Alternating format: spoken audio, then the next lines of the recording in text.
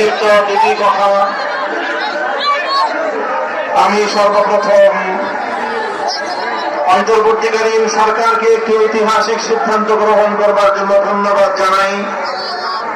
তারা বলেছেন নাকের ডগায় শত শত শহীদের লাশের গন্ধে পার হয়ে 50 বছরের সেই পুরনো কোন নিহত ব্যক্তির জন্য জাতীয় শোক দিবস পালন করার কোন অর্থ হয় না।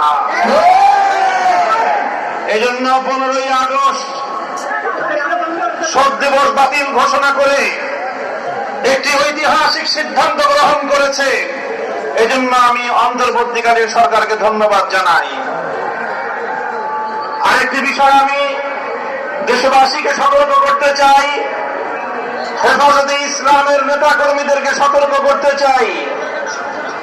ইতিমধ্যে আপনারা বিভিন্ন যোগাযোগ মাধ্যম, সামাজিক যোগাযোগ মাধ্যমে দেখেছেন পরাজিত শক্তির ফ্যাসিবাদী নেত্রী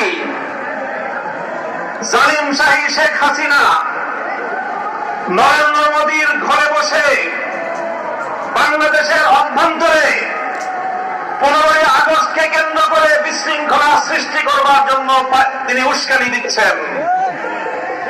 বলতে চাই, আওয়ামী লীগের, যুবলীগের, ছাত্রলীগের যারা বিগত 15 বছর পর্যন্ত হাতুড়ি লীগের ভূমিকা পালন করেছেন, মনে রাখবেন এখন বাংলাদেশ আর সেই 16 বছরের ফ্যাসিবাদী পরাধীন বাংলাদেশ নয়।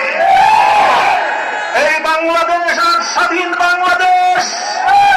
ছাত্র জনতা এক সকল রক্তের বিনিময়ে অর্জিত এই স্বাধীন বাংলাদেশে যদি 15ই আগস্টকে কেন্দ্র করে কোন নৈরাজ্য সৃষ্টির পায়তারা করা হয়, সারা বাংলাদেশে তাদেরকে প্রতিহত করা হবে।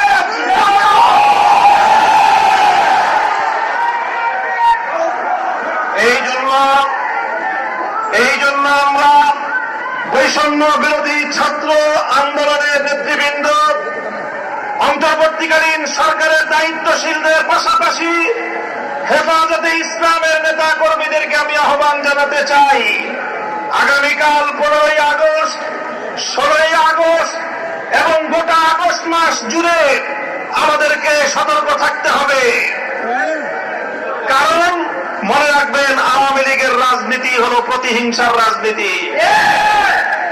1975 সালে 3.5 বছরের অপশাসনের যুগে শেখ মুজিবুর রহমান সাহেব নির্বিচারে এদেশে 30,000 যুবককে হত্যা করেছিল। এদেশের বাকশাল কায়েম করার মধ্য দিয়ে মানুষের সকল অধিকারগুলো তিনি হরণ করেছিলেন। অধিকার হারা মানুষ তখন তারা ক্ষুব্ধ হয়ে ধানমন্ডির 32 নম্বর বাড়িতে অভ্যুত্থান পরিচালনা করেছিল। তখন এই শেখ হাসিনা ঘোষণা দিয়েছিল যে জাতি তার বাবাকে হত্যা করেছে তিনি সেই জাতির কাছ থেকে প্রতিশোধ গ্রহণ করবেন।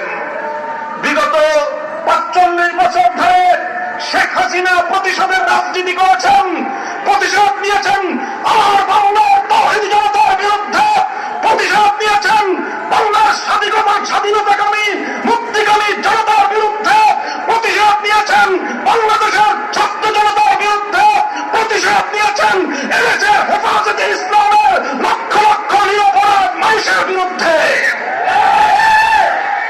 তিনি একজন খুনির নেশায় মাতাল, খুনের নেশায় মাতাল। আপনারা লক্ষ্য করে থাকবেন, যারা মাতাল হয়, মদখোর হয়, তারা সারাদিন যে যেখানে থাকে, দিন শেষে রাতের বেলায় সব মাতালগুলো একসাথে হয়ে মদ্যপান করে মাতলামি করে। বর্তমান পৃথিবীতে বড় বড় খুনের নেশায় মাতাল আছে। 1 নম্বর বেনিয়ামিন নেতানিয়াহু, 2 নম্বর ভারতের গুজরাটের কসাই নরেন্দ্র মোদী, 3 নম্বর বাংলাদেশের বিদায়ী ফ্যাসিবাদী শেখ হাসিনা। এই শেখ হাসিনা এখন গিয়ে খুনের নেশায় মাতাল হয়ে নরেন্দ্র মোদীর সাথে আঁকড়া বেড়েছে।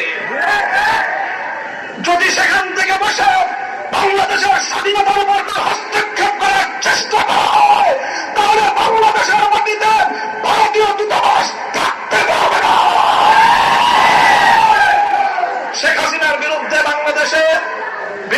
থানায় আদালতে হত্যা মামলা দায়ের হয়েছে।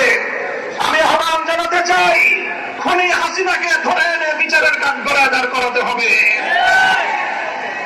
প্রিয় সাথী ও বন্ধুগণ, বক্তব্য শেষ। ইনশাআল্লাহ বিগত দিনে যেভাবে আমরা রক্ত দিয়েছি,